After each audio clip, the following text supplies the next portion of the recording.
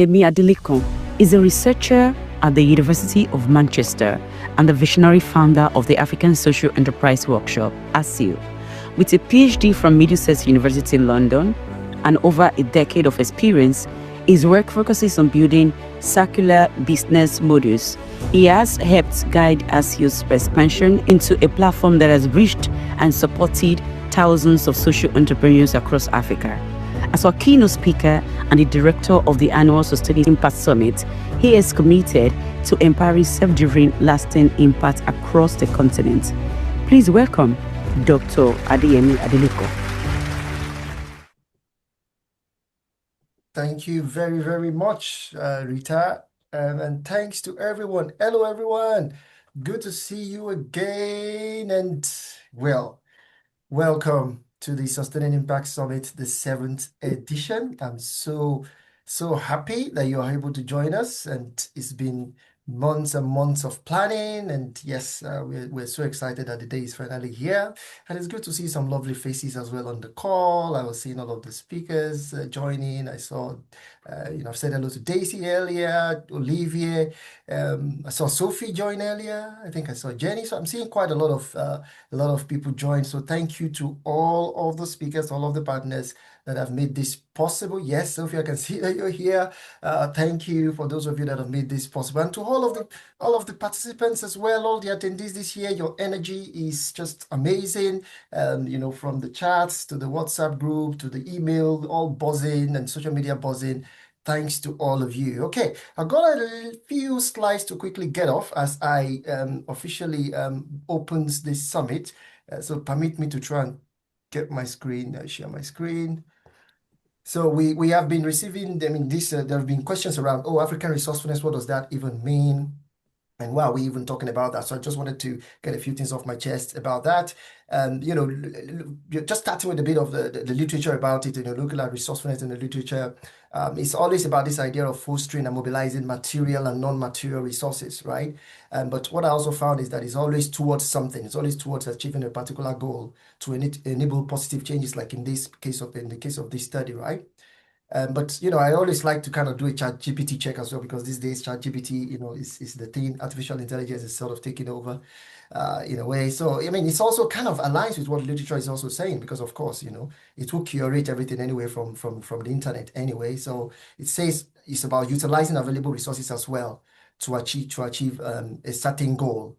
But you see, the thing with resources is that Africa has always been seen as a place of scarcity when it comes to resources and constraints.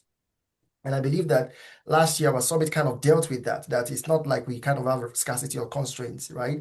That is not really the problem. So resourcefulness, however, is often understood as a result of that, making the most of limited resources, because it is coming from this place of scarcity and constraints. So it will be like, when you see resourcefulness being used in the African context, it's always in the space of limited resources, doing what you can, making the most with less that you have. It's very similar to this concept in literature called bricolage, which also kind of means making do, the refusal to be constrained by limitations and improvisation and all of that. So, and the emphasis is always on looking at external resources as well, like looking at what we have available externally, material resources, and it's like we have limited of that, and people are kind of struggling to make ends meet. And as a result of that, we call that they are very resourceful people, but from what I know, and I know a lot of you probably also know this as well, that no one has been successful, doing so or starting or relying on external resources. That has never been the case. It's always internally powered. There's always an internal dimension to it as well. And that's those non-material resources that are usually less spoken about are actually the real driver of any kind of successful venture or social enterprise.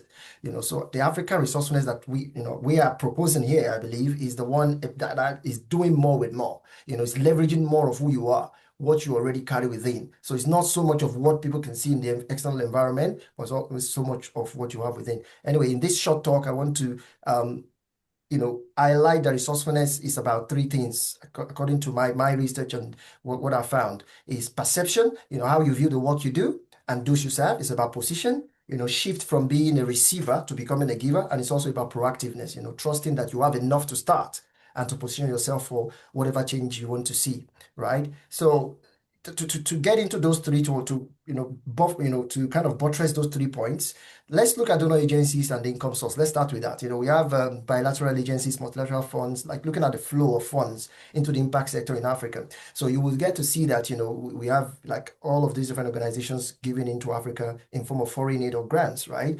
And like the bilateral agencies, multilateral funds, and even the development finance institutions, most of them are kind of, if you trace the kind of roots of where the money comes from, it's really taxpayers' money. Like the U side is taxpayers' money, the taxpayers' money. Most of these are taxpayers' money, right? The only one that is not really taxpayers, and we know taxpayers are you and I that are based in these different countries, right? So, and we get our own income from working, like, and then from the work we provide, we're able to earn an income, and then the government get the tax from that, and then that then goes into all different kind of things, right? So it's still from our own contribution, to society that we're able to generate tax that then fund all this, right? But let's even not look at that. Let's just look at the foundation and private donors, right? You get to see people like Gates, Ford, Foundation, Rockefeller, MasterCard Foundation, all this foundation also giving heavily to Africa, right? And so just focusing on those ones, those private donors, we all know their founders, right? But if you get to look at their founders, you get to know that most of them, from what I found, they are all self-made, and we all know their companies like Bill Gates. We know it's Microsoft. We know Ford Motors. We know Standard Oil. We know we welcome welcome. We know the Welcome Trust. So we know most of these guys. They are self-made. Their wealth is self-made, right? Maybe they understand this concept better than anybody. This saying that givers never lack. Maybe there's something that they understand about it that we don't, because it just leaves me with a question. What do you think is the fate of those that are receiving then? If givers don't lack, what happens to receivers? Do they lack? Or what happens? Or they continue being receivers, right? Maybe they understand that it'd be better, because if you look at where the aids are coming from, it's mostly, like I said, Western countries giving to Africa. And as we said, where they get the money from mostly is from taxpayers' money as well. But they work in their country and give money to Africans to solve their impact-related issues, right? But if you look at those that receive, most of us on the African continent, most of the countries that are there, even countries that you think they're doing economically a little bit better, are still there receiving this aid, right? So what's the point I'm trying to make? No one country giving aid today started by relying on donor grants. Like, they don't start by relying on foreign aids. They may have started with investments, like Saudi, the case of Saudi around Saudi oil and all that. They might have started with investment, but not by building on donor funding. No country, no continent ever developed their continent and become powerful countries that they are today by relying on somebody giving them money to do that, right?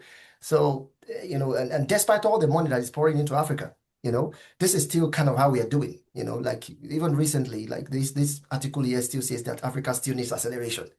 Like all the money that has poured in, over 56 billion in 2023 alone, poured into different African continent and different countries. And look at how we're faring on the SDG goals. Like, we're still faring, there's still hunger, there's still poverty.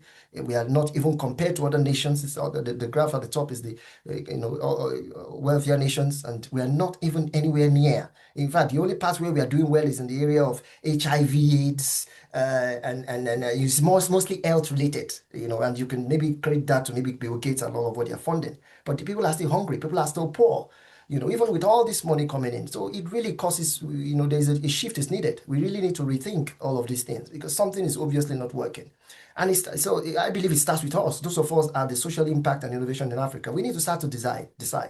What do we want to be? Do we want to keep being receivers, just sitting for people to give us money for us to then solve our own poverty issue, solve our own human-related issue? Or do we want to also start thinking that we can be givers too?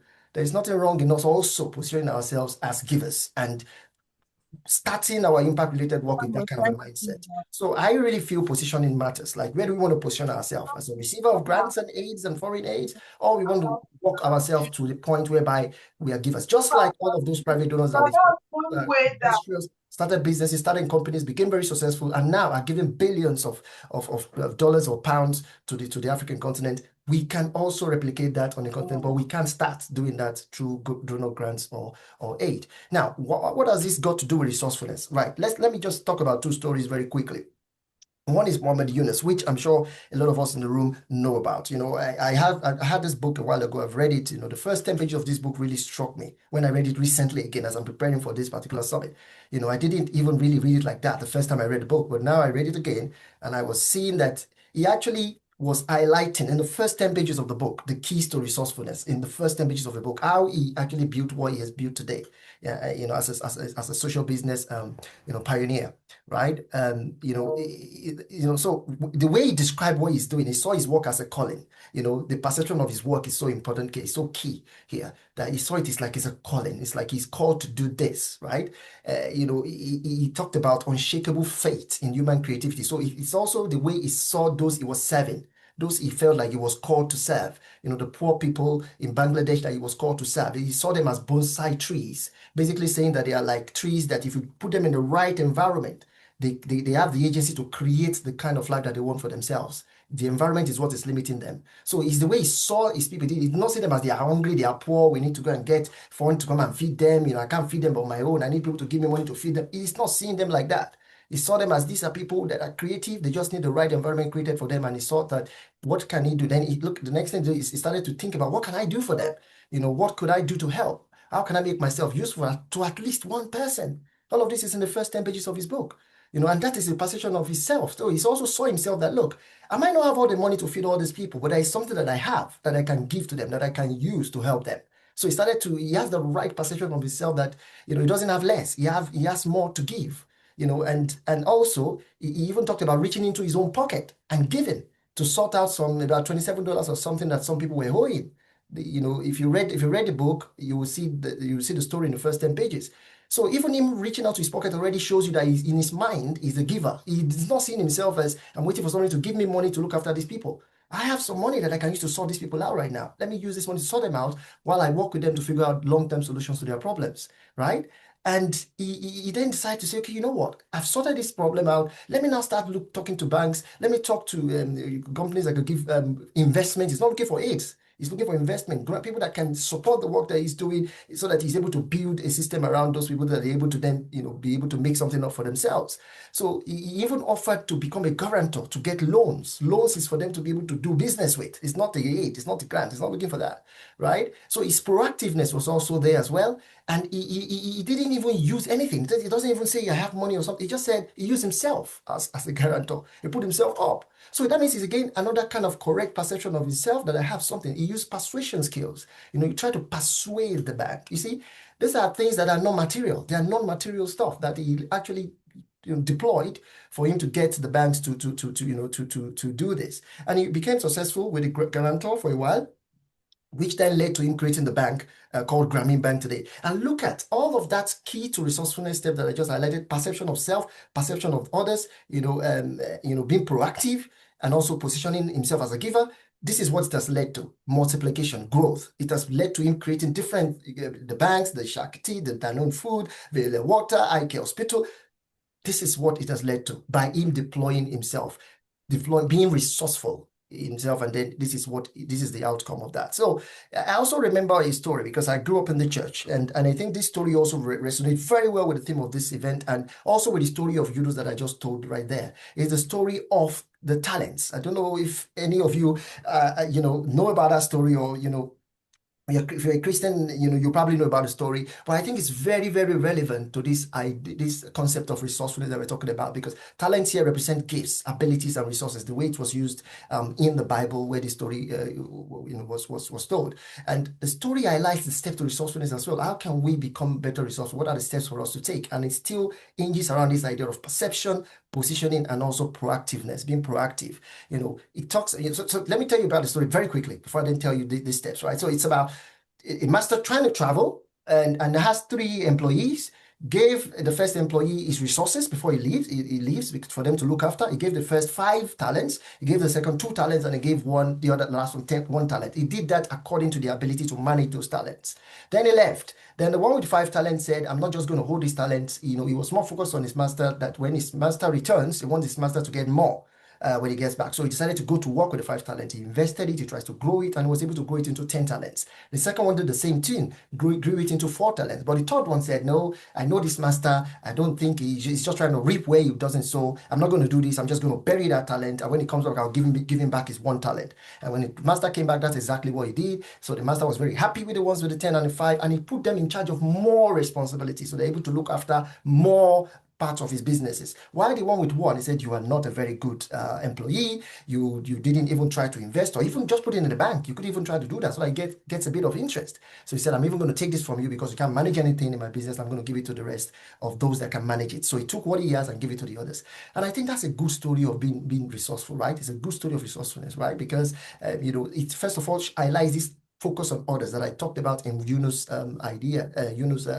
steps there. It's about being focused on others. So the employees were the 5 and the 2 were more focused on their master and how can we improve what he has given to us? How can we improve his resources? So they were more focused on that. But another thing they did was that they checked, the assumption of their master was also very important here because the last one saw their master as someone that wants to reap where he didn't sow. It's not a good master, so I'm not going to do this. I'm just going to give him back his money. So sometimes when we are doing our impact-related work, apart from us being others focused, not focusing on ourselves, on the others focused, we need to also have the right perception of those others. So we need to check our assumptions about those others. Are we seeing them as, like I said, weak, hungry, can't do anything, they can't go work, they can't do, or are we actually recognizing their potential and thinking and looking at what are the issues that surrounds them and try to see what do we have to address those issues? I think our assumptions and presumptions also matter if we're going to be resourceful because it affects how we go about addressing whatever issue that we are trying to address here. And if we are even better placed to address those issues, how we see ourselves also matter. It's based on the assumptions we have about the others. So if we see them as there are too many, how can I feed all these people? All these people are hungry. How can I take all these children to school? There are too many for me to do. Then you will not be able to even make a move or do anything. You will not feel you have the capacity to do it. Right? So it's so important to have the right perception of others when you get to look at them. And then you need to go to work with what you have, and what you have is not less. It's so important to recognize that what you have is not less. It's not about your external environment, it's about what you have on the inside that you still need to unwrap. Right, you still need to unravel, and it is when you go to work with it that you start to see the growth. Just like the case of Yunus that I just told, and also the case of the story of the 5 talent and the 2 guys with the 2 talents. So Africa has resources, right? And one of our resources is human, right? Are the people, right? People are not only resources themselves, they are also carriers of resources. They have gift sets that are not well talked about. They have skill sets, they have abilities as well. And, we are not just a resources and economic system as well, like human resources. That's not what we are. We are carriers of resources. We can even create and change systems. If system is the problem, we have the capability to create and to change those systems as well. And what we need to do, as those of us in the impact sector on the continent, is to take responsibility for the gift that we have within us, not the one outside of us. It's not about how much money you have, it's about what you have within you. You have to be responsible for that. If you know how to talk, if it's communication is your gift set, if it is how to network, that is your gift set, if it is how to relate with other people, if it is how to teach other people, whatever you feel is your gift, you have to take responsibility for that gift. You have to channel it towards others, be others focused, and you have to work on those gift sets to improve those others. That should be the goal, is to improve them. And you will develop other capacities and capabilities in the process of trying to solve that problem. That's how it works. Growth happens when you deploy the gift sets that you have. And, to take responsibility for what you have is basic leadership. I want to say that when you take responsibility for what you have, that's still basic leadership. But when you take it and you channel it from yourself to the society, that is advanced leadership. It's advanced when you take what you have, regardless of how much it is, because like I said, you have a lot that you don't even know about. When you channel it towards others and not just to yourself, but to others to solve problems for people, that you want to take responsibility for those people, and you're going to do whatever it takes to get those people to be sorted, and it doesn't have to come from somebody giving you a handover, giving you days to do that. That is what you call advanced leadership. Therefore, the question before all of us today, as we open this summit, is what resources do we have and how are we stewarding it? We will need to do a reflection. As we listen to all of the keynote speakers this year, all of the panel sessions, we need to be reflecting. We need to be reflecting. Those of us in the room reflecting. What are the resources that we have and how are we currently stewarding it? Are we taking responsibility? Are we channeling it towards others? And are we going to work with it without waiting for somebody to hand over money for us to be able to do what we are supposed to do? Right? Our resourcefulness is going to be key because that is the only way we'll be able to build these self-sustaining systems around any impact-related issue on the continent. Just like I've told about Yunus and also all those donors that I mentioned earlier that went to work, build businesses, build systems, and are able to fund other countries and other people. So on that note, I want to officially welcome you again to the Sustaining Impact Summit 2025. What I've just said is just to show you the reason why we named the summit African Resourcefulness leading sustainable solutions from self to society. So this is the reason why we named it that. So I hope I've been able to provide enough background information, but I do believe each and every speaker today will be touching on different aspects of that and elaborating on different aspects of that. So get ready for a power-packed session. But as we do that, as we go through the sessions, let's continue to reflect, like I said, what do we have in us and how can we deploy that? Because that is what resourcefulness is all about. So welcome to everyone again. Good to see you all. So that being said, we have our first keynote speaker on the call, Sophie. My first time meeting you. It's an honor to meet you. And I believe there will be other opportunities to meet you at conferences, definitely. I'm planning the management conference, Academy of Management conference soon. So I will catch you there. So let me introduce Sophie in a little bit.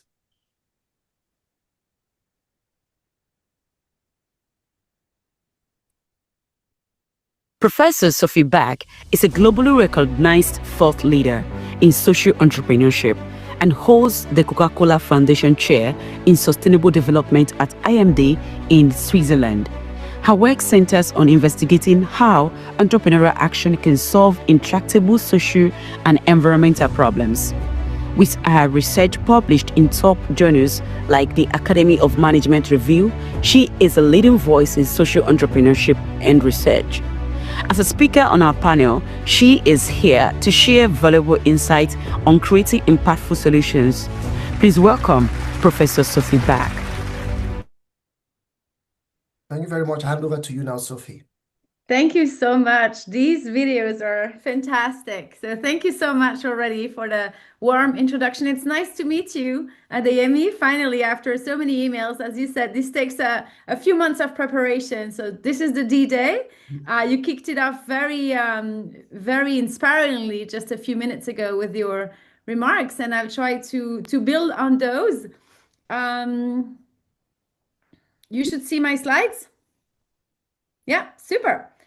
Okay, so my name is Sophie. I'm here at IMD, calling from Lausanne. I'm professor of social entrepreneurship, and also I hold a Coca-Cola chair in sustainable development. And what I want to do today is walk you through a journey, in a way, my journey from social entrepreneurship to a framework that I call Civic Wealth Creation that I introduced to you. Maybe that's going to resonate. And finally, we'll talk about collective action, right? So in a nutshell, how to be givers, as Adeyemi was saying, but not individually, but as a group, which in many ways feels easier and more pleasant than acting solo. So social entrepreneurship, for those of you who don't know, is the use of business and commerce-based means to address a societal issue that's close to your heart, and it could be a human-centered issue or an ecological issue or both. So what I've done in the past 20 years, I started really early in the field of social entrepreneurship in 2006. I mean, Debbie, the next speaker, was there before, but she's one of the few.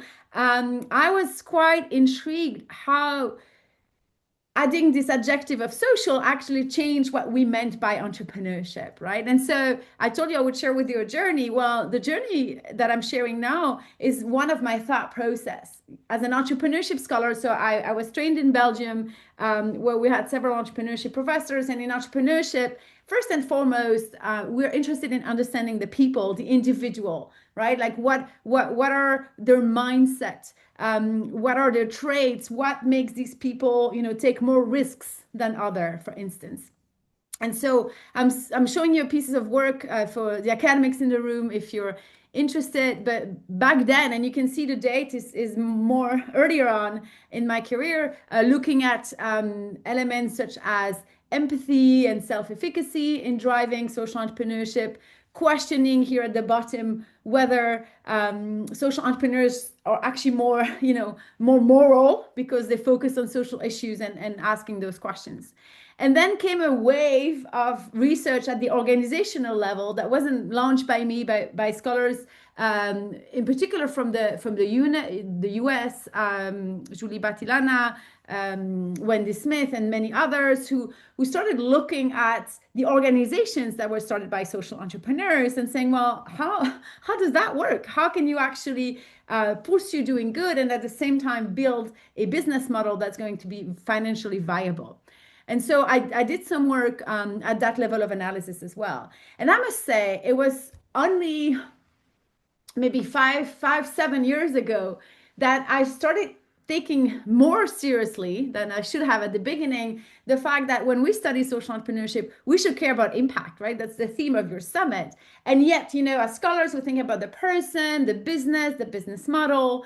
And this is when I started shifting a lot of my research portfolio, to the civic or community level of analysis.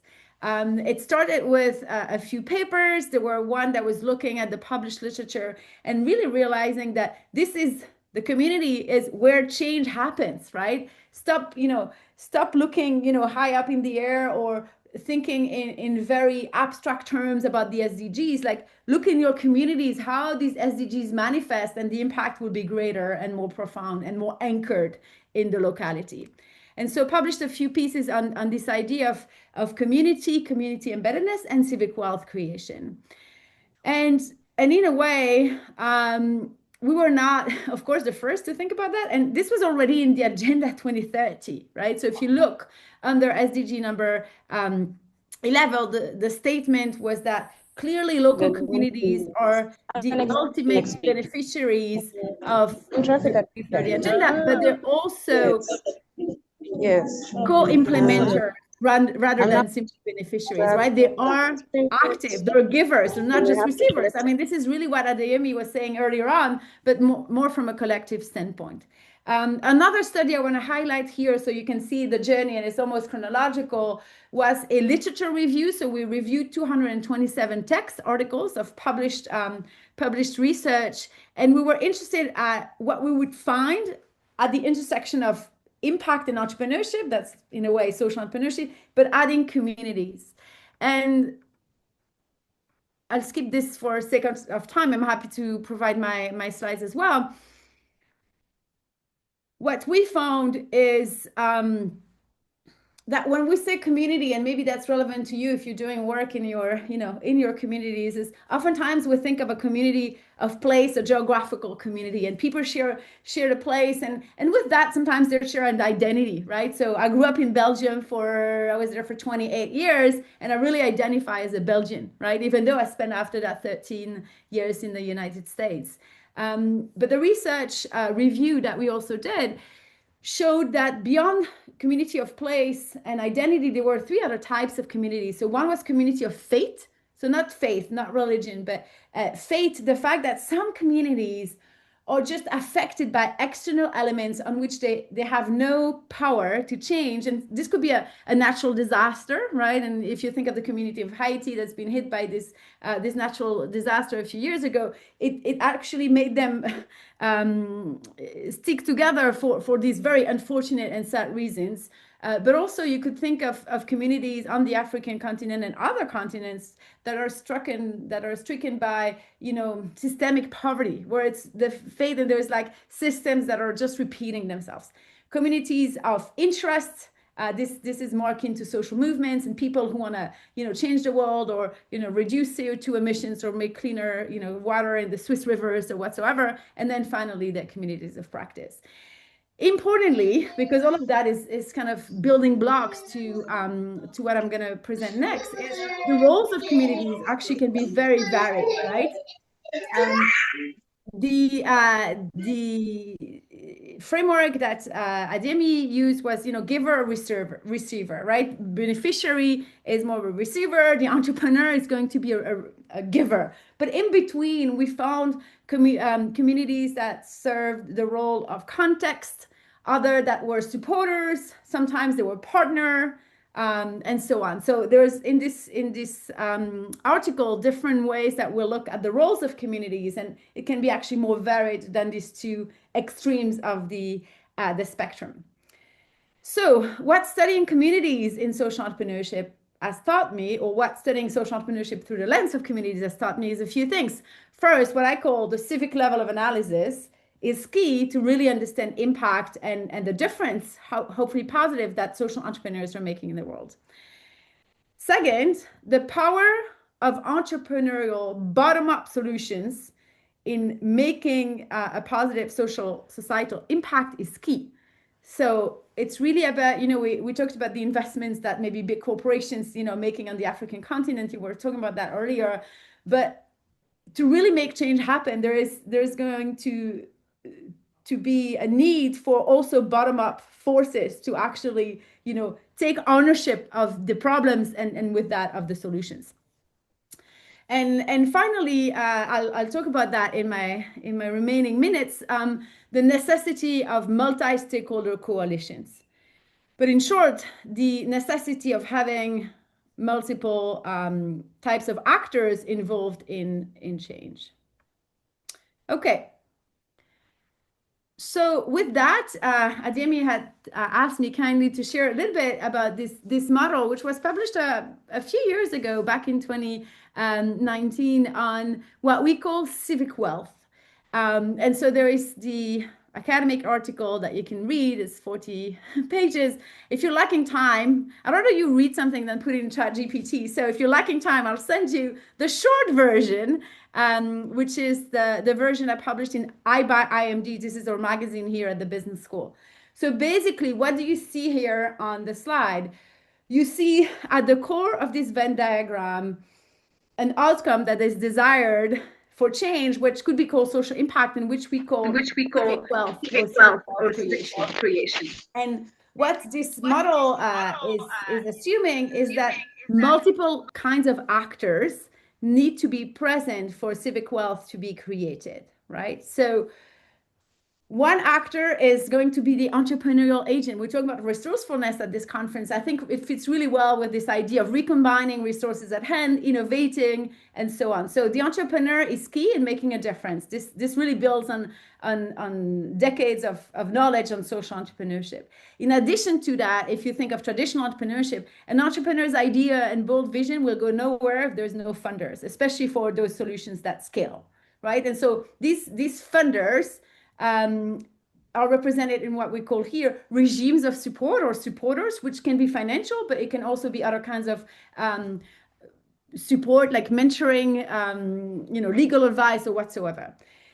And then, because we're talking at the civic level of analysis or the community level of analysis, when you think about creating civic wealth or having an impact at the community level, we need to include the community. So that's the third bubble at the top of the framework here, which can refer to as small as a neighborhood and as large as a region, right? So we're not really talking here about national impact, and in that way, we're a bit different from the SDGs. We're more kind of localized.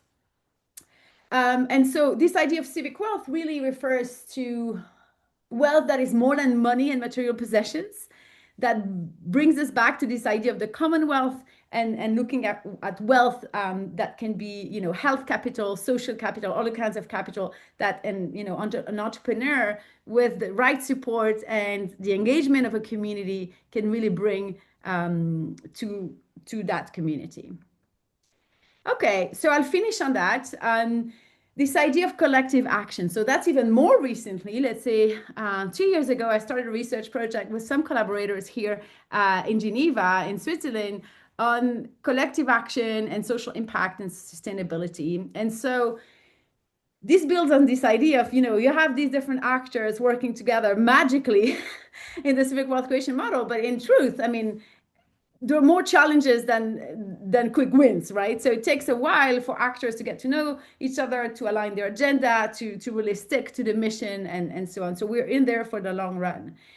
And so what we did is in this project, you're gonna think that I love reading the literature, which actually is true.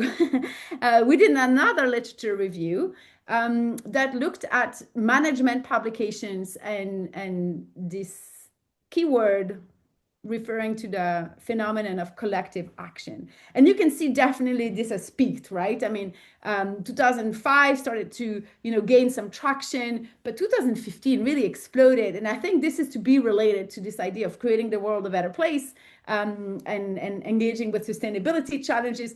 We realized that, social entrepreneurs can be a part of the solution. They're not going to be the solution maker by themselves. The government may contribute to the solution, may not fix entirely the problem, and same for corporations. And so I'll go through this very quickly, but this is just to justify why we're doing the work. Well, first, even though collective action is used increasingly in the management literature, there are not so many research insights currently published that talk about how managers can leverage in practice the principles of collective action to address societal challenges. The second part is that if you know collective action, if you've read the work of maybe Elinor Ostrom, who used to be at Indiana University, where I was a few years ago, the focus is really on the management of resources, right? And she focused in her Nobel Prize-winning work on natural resources, right? But today there's a lot of different kinds of resources that actually could benefit from this collective action mechanism. So this could be cultural heritage, for instance, or public infrastructure, or depending on your community and your country, the resources could be different. I think this ties to what Adeyemi was saying earlier. And so with that, there's actually not much clarity about how collective action can serve the different kinds of research. And finally, and this, I have a quick visual to show you that the research is super dispersed. So you have in different colors, different subfields of management. You go from purple to foundational studies. In blue, you have technology management. In green, you have sustainability research.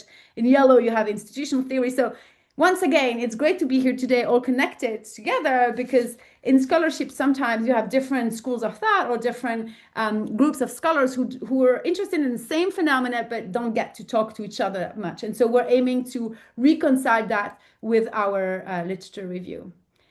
So key takeaways, I'll finish on that. What I've seen in this particular review on collective action is a renewed importance of resources and locality. So I think this really adds to Adeyemi's invitation to think about not what you don't have, but what you have at hand in your locality, in your local communities. And you can think about that in terms of different kinds of forms of organizations, maybe connect with the local co-ops, the community-based organizations, and so on. Second, I will emphasize the importance of civil society actors and local communities for stronger impact. So including the different actors from the bottom up, as opposed to the top down. And of course, looking at this community as an actor that is part of a multi-stakeholder cross-collaboration partnership. Think civil level of analysis when you're doing work on impact in the locality. And finally, if we want to have a stronger positive impact, I think, for those of us who have been supporting social entrepreneurs and working with them, I think there is increasing, this is repeating a point I made earlier, there's increasing agreement that we should not consider them as the silver bullet for social change and bringing about the issues, the solutions to our issues, but rather one of multiple actors in a collective. So I'm 1 minute over. I hope Adeyemi will forgive me. You can contact me at that email. You can also engage with me on LinkedIn. And the I by IMD is the magazine at IMD in which I published a short version of my work that I'll invite you to read if you ask me. So thank you very much. Thank you so much, Sophie. Thank you. Wow. Outreach was that. Thank you very much for sharing from your wealth of work and wealth of experience and knowledge in this space. No, seriously, it's a pleasure to have you. Sometimes when we have these types of conversations, the time is so short, and we can't really digest what is in that slide just right here, right now. So what I will really ask is if you can share your slide with us, if you can share with me after this call, so that we can also circulate it to everybody that is on this call, so that we can all go through it in fine details and then also have the recording to help us understand what's in that slide, because that's years of work in that slide, years of work. All right. So thank you so much, Sophie, for that. Okay, because of time, Sophie, please, if you can hang around for a little while for Debbie's presentation, because I'll bring Debbie on right after, and then there will be a collective 5-minute question and answer for both of you, because I think there might be 1 or 2 questions in the chat. Sorry, for you, maybe that we can unmute them for them to ask later. So, but if you have any question in the chat in the room, this is the time to put them in the chat. Sophie will still be around, so she can be responding in the chat to any question you might have for her, pending the time Debbie finishes our presentation, and then we can unmute you to ask also on the live session. So let me bring Debbie on. Debbie, a pleasure to meet you as well as the first time as well meeting you. So let me bring you on in a second. Wonderful to meet you as well. All right.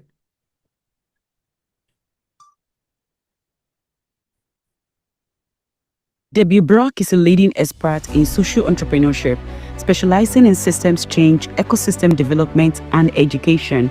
Her work centers on supporting global social change leaders, recognized as a Justin Longenecker Fellow, the highest honor given by USASBE in 2024. She is a leading voice in social entrepreneurship education. As a speaker on our panel, she is here to share valuable insights on our work on system change in addressing complex global challenges. Please welcome Debbie Bacq. Debbie, over to you now. Great. So wonderful to be here as well. Can I just share those videos are fantastic. They totally entertain me. I think all of us have that challenge. We're like, whoa, that sounds impressive. Who's that? So thank you so much for making those videos. Really excited about that and learning from all of you. So I wanted to give everyone this opportunity to share and to connect with each other in this time. And not only, because obviously I have a lot to say because I'm an academic and we have lots and lots to say, but wanting to be able to share with you as well some storytelling of being a social entrepreneur, of doing the work that we're doing as well. And I'm also looking at, let me share this. Apologies here. I'm sitting here trying to find my share my screen button. Oh, there it is. Thank you. I was like, where did my screen go? So I wanted to talk a little bit about this cultivating human capacity and thinking about how we do that in the work that we do. I think it's very important for us as social entrepreneurs to really think about, the people that we're working with, the humans that we're working with, and how do we make that positive impact in the lives of others. This starting point here of the why, it's so important to know your why. So I wanted to start here for those of you who haven't seen this before. Simon Sinek talks about the why. And what we typically do as an organization is we talk about what we do. Oh, we do, Catalyst now works with social entrepreneurs around the globe, and we have these great learning opportunities, and you can connect with the others. So that's what we do. And we talk about the principles of how we do this, so our values and our principles, but how we go and accomplish these things. But what really is the heart of what we do is our why. So I put in the chat, I'd like you all to share your why. Not just, here's your name and your organization, but what is your why? Why do you get up in the morning and do what you do? Why is this important to you to make a change? For me, my why is to transform the lives now young people, because I'm back to teaching at university, but transform the lives of people to affect positive change, not in their home communities. I want them to work in their home communities, obviously, but hopefully also make some impact around the globe as well. So if you can share your why and continue to share this, right? Continue to put those in the chat. I think it'll be great for us to get to know each other and get to know the folks that are in this room, why this work is so important to what we do and why it's important to the lives that we're creating. This, the next piece here, and I just want to do this as a grounding piece, is that State of Social Enterprise report that the Schwab Foundation did along with multiple partners around the globe. Is social enterprise is much bigger. Honestly, I think it's much bigger than this. If you're a social entrepreneur, you're getting a survey from the team at Schwab we want to document the data of social enterprises, particularly in Africa, before the United Nations meeting there. So if you get that survey, you definitely want to add that information. But they estimate 10 million social enterprises around the globe, $2 trillion in annual revenues. And ladies, let's put the let's go women, because 1 out of 2 social entrepreneurs are women. We are creating 20 million jobs. I think we're creating even more if we start seeing all these other resources, if we start counting some of the informal and smaller social entrepreneurs that are around the space. So that's just giving you a grounding point. But I wanted to chat about this research that we just recently did, is this bridging purpose and practice, this social entrepreneurship competency. What we learned working with social entrepreneurs is that it's so important for us to be able to look at what are the core competencies that social entrepreneurs need to have to be successful. We looked at it from two perspectives here. One perspective was with the classroom. What are we teaching in the classrooms around the globe with social entrepreneurs? And how are we doing this differently? And what's unique about our teaching? But what are the competencies we're not teaching? What is not making an impact? And I would surmise that some of these competencies are things that we need to develop ourselves in our work that we're doing. Now, we all know this African proverb: if you want to go fast, go alone. If you want to go far, go together. You guys, and that's so true, because we're always collaborating and working together. But there's also this piece of our inner work that we're doing. And I would surmise that we have a lot more empathy in the world on the African continent because of the people that are born there and grow there, because, you know, connecting, engaging in our communities, working collaboratively is just in the heart of who you are. Building the self-awareness, the mindfulness practices, maybe some meditation, but more self-awareness of what's happening in the globe so that we can be more successful in our work. The self-reflection, if I'm out doing a project in my community and I want to make a positive contribution, and I go out there and I do something and it just maybe doesn't quite get to where I need to be, how do I self-reflect and learn? How do I go to the next level so that I can, the next time I do something, it's going to be stronger and better? And lastly, building that resiliency. Definitely, you know, the ups and downs of the world and the economy, where you live, everything is constantly changing, but how do we build this resiliency? And what I noticed when I was working with Catalyst Now is that these were skills that the social entrepreneurs had, and we were not teaching those skills in the classroom or in our training programs with social entrepreneurs. So that's where this research came from. 3 things when we think about cultivating human capacity: the mindset shift. One of I'm trying to remember who actually said it, but we need to move from this mindset of scarcity, we don't have enough, right, to this mindset of abundance. All the gifts that we have on the continent, all the gifts that we have in our communities, we need to start there and not worry about what we don't have.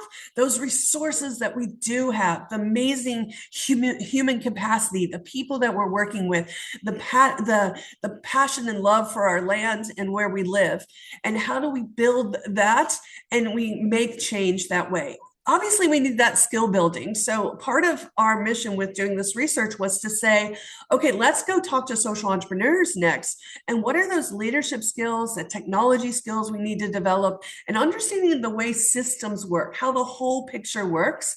How can we build those systems that will make us successful in the work that we do? And what Sophie said is these communities and building ecosystems, we have to work collaboratively to go further faster. So are we building the local ecosystems? Are we working together to shift the systems that are keeping us in place? You know, the problems currently in place. So to really drive social impact, these qualities we need to have to create this more sustainable, positive environment and world not just in our communities, but beyond our communities as well. So cultivating and building our human capacity, which, definitely has a tenfold.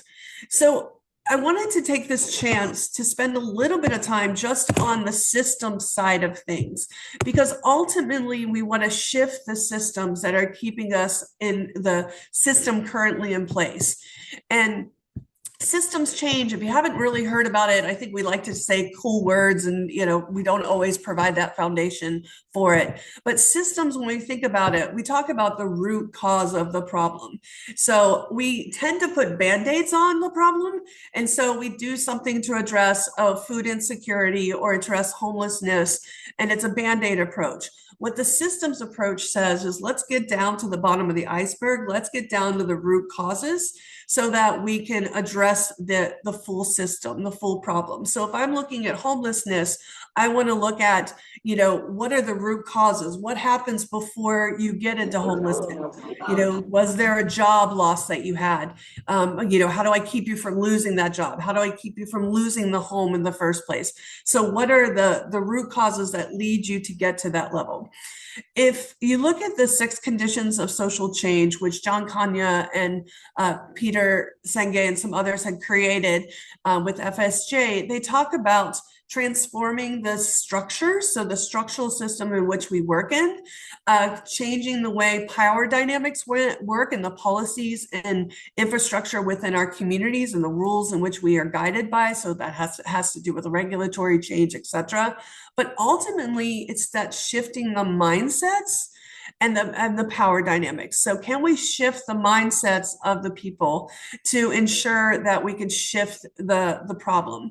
So looking at those root causes versus systems, shifting the mindsets, strengthening this collective power. And that's one thing for those of you that are members of Catalyst now, that's one of the goals of what we're doing, is so that we can achieve this lasting long-term impact in the work that we're doing. So when we were looking at the research that we were doing, we wanted to see this, what's happening here. And at the top level here, interconnectedness and collaborations were important.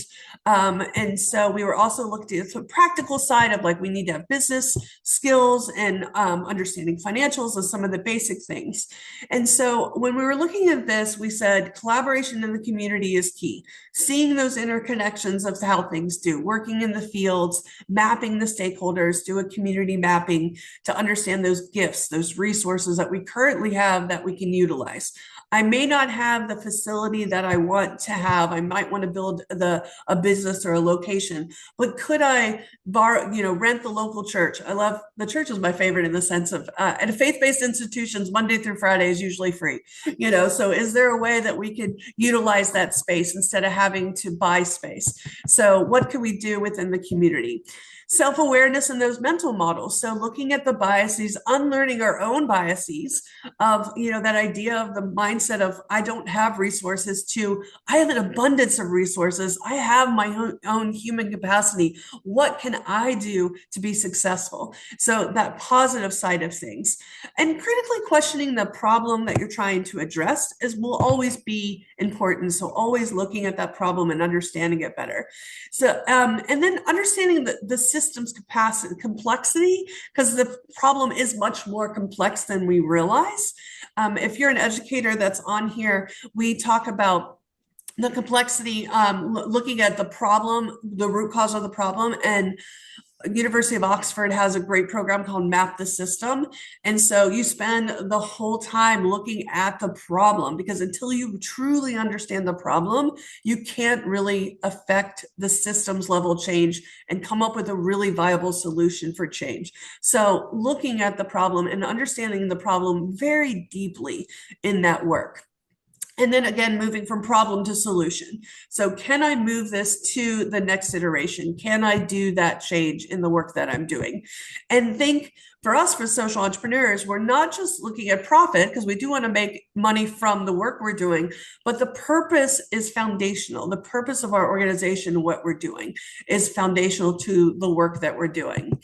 So in our research, we were literally looking at integrating this inner work. So the inner understanding of a social entrepreneur on the left. So building the empathy, self-awareness, reflection, resiliency, building those capacities. So those of you that work with social entrepreneurs or entrepreneurs in your communities, are we building their capacity to handle what's going to be in front of them?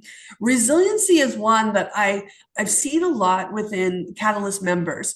Is there's always going to be ups and downs. There's always going to be problems, whether it's economic issues that happen in the community, environmental degradation, there's a tsunami or hurricane or something that's affecting your community. How are you resilient to work through that? In the US, we have USAID. And when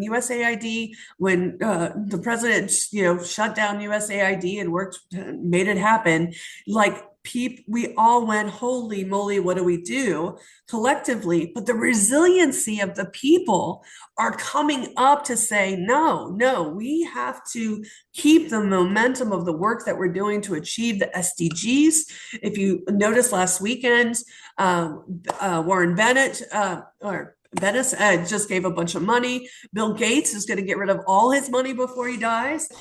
So thinking about those opportunities that happened because USAID got in such a crunch.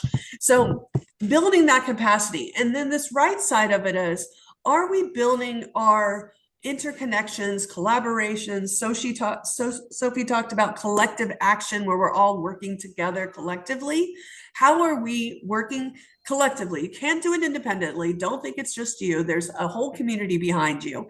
And then the mental models that you need to shift into that. So building not just the cognitive skills that we want to learn as an entrepreneur and the business competencies that we need, but building those along with the social and the relationship competencies that we need is important to the work that we're doing.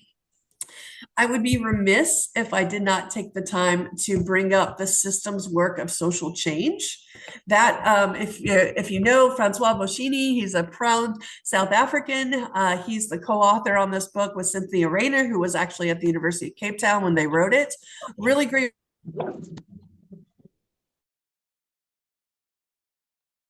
Debbie, you're on mute, please. Yep, sorry, got it. So The Systems Work of Social Change is a great book if you want to understand systems and understand systems better, to be able to do this important work. I'm going to share this piece right here on the 6 conditions of social change. These 6 conditions of social change for us, holding those systemic problems in place, I touched upon it earlier, but the structural changes are important. We do need to have policy changes, and we do need the way we do things. The resource flows, where's not just the financial resources, but the people skills that we need to help make this change. So that's still at the top level, right? But the real effective change is coming with relationships and connections that we work across industries, across sectors, across communities, and within. So we have young people involved, we have older people involved, we have not just the leaders in our community, our faith-based groups, our government officials. We're building that comprehensive relationships to be successful in this work. We're not trying to do it alone. The power dynamics is a new one, and I shouldn't say new, but like shifting the power dynamics back to the community, back to the people. The people who are doing this work should be the ones lifting up the solutions. It shouldn't be us coming in and saying, oh, this is what you need to do in your community. It's the people that are living that life that has that challenge that needs to build that up. And then lastly, those mental models that need to change, those explicit mental models that we have to really shift in the work that we're doing. Because without those mental model shifts, we're not going to have the long-term systemic change that we do. Remember at the beginning, I asked you all to put in your why. And so I've seen some of the whys in here of why we do what we do. Jenny talks about my why of empowering people in the UK to reduce the greenhouse gas emissions. Precious talks about Benedict Better Life Initiative to help women and girls to protect their sexual and reproductive rights. That's her why, that she does what she does. Impact Foundation, clarity of purpose, discipline, execution, and consistency of programs to make impact on orphan children's lives through education, emotional support, and celebrations. Please continue to put in your whys, because these 2 days that you're going to be here, you have to reinforce the importance of your why you're doing what you're doing. Now, wanting to make sure we have enough time for Q&A, so we're going to save you a little bit of time. I want to do one more plug besides the systems work of Social Change book, but Social Change Innovators is the online knowledge hub that we started. It's funny, Sophie had talked about, she was in 2006, I started in 2003, and I knew nothing. So I'm running this program at Berea College called Entrepreneurship for the Public Good. I'm like, I teach entrepreneurship, I understand entrepreneurship. Okay, public good, we're going to do good things in the world, right? And so I was really naive in my understanding, and there wasn't textbooks at all. There was a few articles, Bill Drayden, Ashoka, Muhammad Yunus, etc. So we started collecting all these resources. We ended up putting that onto this online knowledge portal, knowledge hub, which is socialchangeinnovators.com. And in that, this is just teaching modules. So if you're teaching and training, you can do that and put that in. So you can also, it's a co-created platform, so you can also share with other people. So other people can also share resources. So definitely share your resources with one another. I end with this. If you're a social entrepreneur, if you're an innovator, if you're someone that wants to change systems, every morning we wake up. I love this story. The gazelle wakes up and knows it must run faster than the fastest lion or it will be killed. Every morning a lion wakes up and goes, uh-oh, I better outrun the slowest gazelle or I will starve to death as well. Doesn't matter whether you're a lion or a gazelle, when the sun comes up, we better all get running.